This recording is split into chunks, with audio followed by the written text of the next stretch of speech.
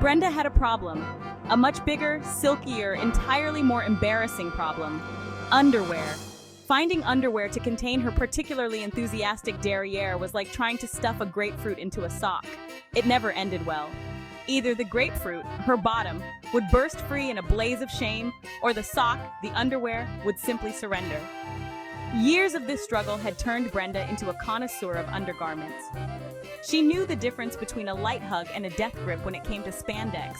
She'd spent countless hours wandering through department stores, muttering to herself like a deranged lingerie whisperer.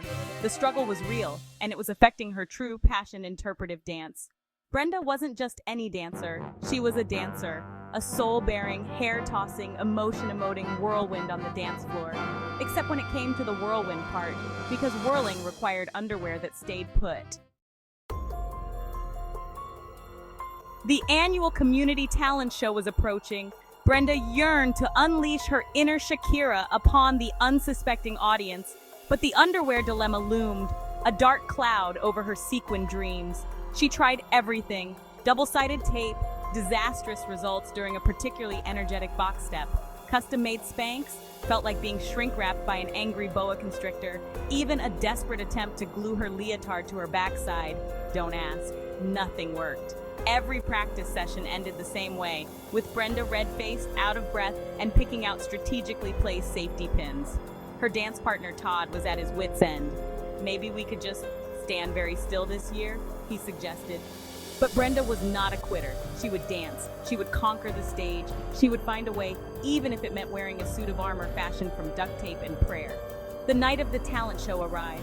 Brenda stood backstage, a knot of anxiety twisting in her stomach. She made a decision. She was done with the tyranny of underwear. The music started. Brenda and Todd took the stage.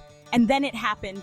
The dreaded underwear migration began. Brenda felt the familiar downward slide. Panic surged through her. This was it. Public humiliation of the highest order. She could already see the headlines, "Local woman loses pants, dignity during interpretive salsa." But then something strange happened. Instead of panicking, a wave of defiance washed over Brenda. She was done with hiding, with contorting herself to fit into a world not made for her curves. So what if her underwear had other plans? She would dance anyway. And she would dance like nobody was watching. Except everyone was watching. They watched as Brenda, in a moment of pure, unadulterated improvisation, abandoned her planned routine and flung herself onto the stage.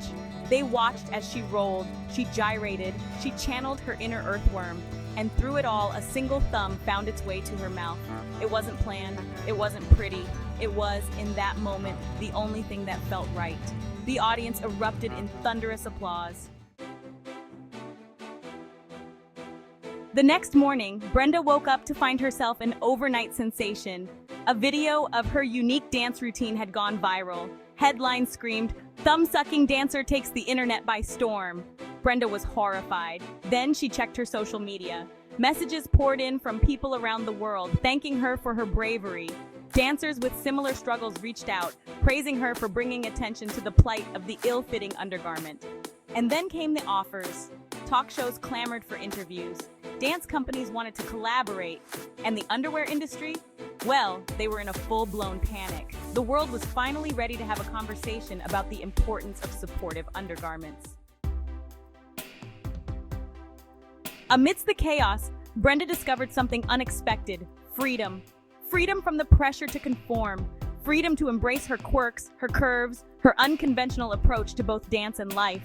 She still danced, of course, but now she danced with a newfound confidence. She embraced her underpants renegade title, using her platform to advocate for body positivity.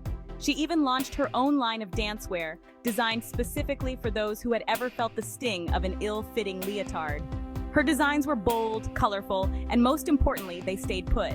No more wardrobe malfunctions, just pure, unadulterated dance joy. And as for the thumb-sucking, well, that became her signature move. A reminder that even in the midst of chaos, it was okay to find comfort in the unexpected. So the next time you're feeling lost, remember Brenda. Remember her unconventional journey to self-acceptance. Remember that sometimes the most unexpected paths lead to the most beautiful destinations. And most importantly, remember that it's okay to dance like nobody's watching. Just maybe keep your thumb out of your mouth. Unless, of course, it's your signature move.